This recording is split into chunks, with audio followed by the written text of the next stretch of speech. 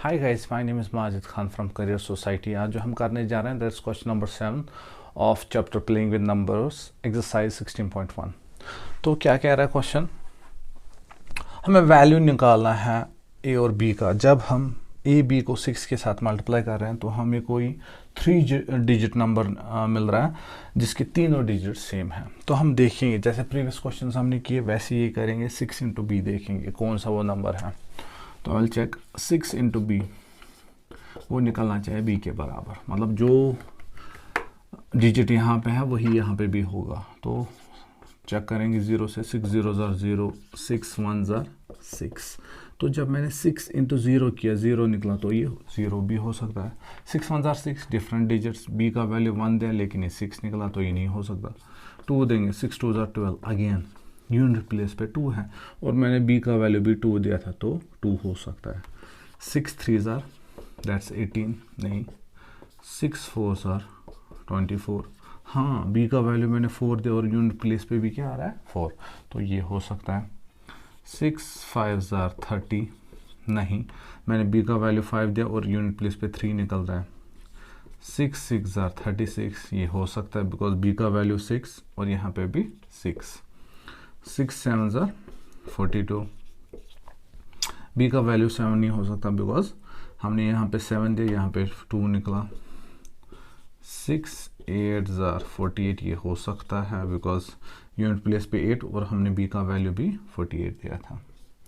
6 9 ज़र 54, ये नहीं हो सकता बिकॉज हमने 9 दिया था बी का वैल्यू और 4 निकल रहा है। तो मैं लिखूंगा कौन कौन से पॉसिबल वैल्यूज़ है। तो मैं लिखूंगा values of B can be 0 है,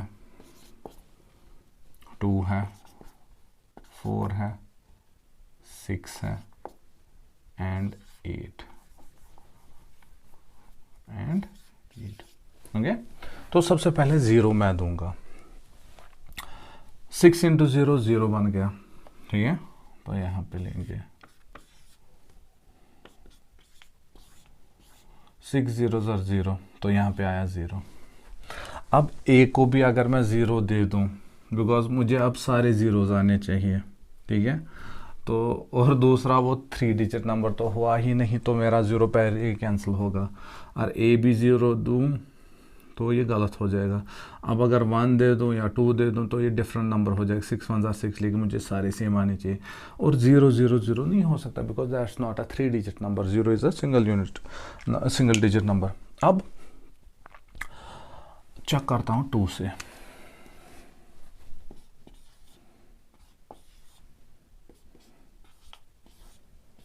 यहाँ पे 6 2 ज़र 12 और कैरी आ गया कोई, ठीक है। और यहाँ पे देखो आप, ये दोनों 2 2 होने चाहिए। इसका मतलब मैं 6 को कोई नंबर मल्टीप्लाई कर रहा हूँ, यहाँ पे 6 2 ज़र 12, 1 आ रहा है carry. So I will write it with a different colour. जब मैंने 6 2 ज़र 12 किया, 1 आया मुझे यहाँ पे कैरी। इसका मतलब उसके बाद 6 को मैं मल्टीप्लाई कर रहा हूँ किसी नंबर से जिसको 1 ऐड करके आएगा 22, है ना, सीधी सी बात। बिकॉज ये तीनों सेम नंबर्स हैं। 6 2 ज़र 12, 2 आया यहाँ पे, 1 आया कैरी। अब यहाँ पे 2 2 आना चाहिए। अगर मैं देखूँ 6 3 ज़र 18, 18 और 1 19, तो ये जो है ये 3 नहीं हो सकता। 6 4 ज़र 24, 24 और 1 25, तो 2 भी कैंसिल, 0 भी कैंसिल, 2 भी कैंसिल, नहीं हो सकते ये नंबर्स। अब मैं देखूंगा 4,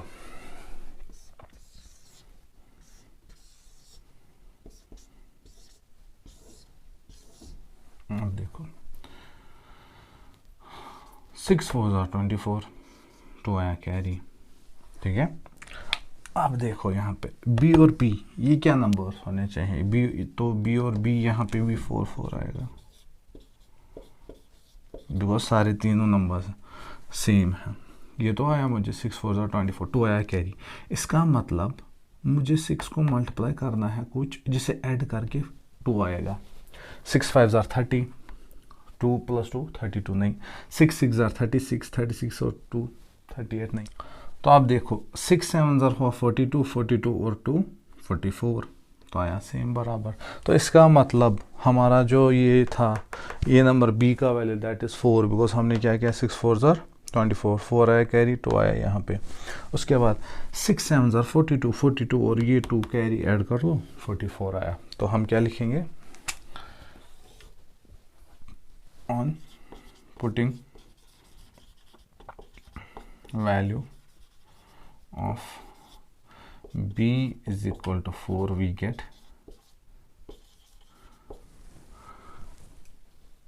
हमें क्या मिला, on putting value of b is equal to 4 and a is equal to 7 we get our number as 444. Okay, so this was it. I hope you understood well.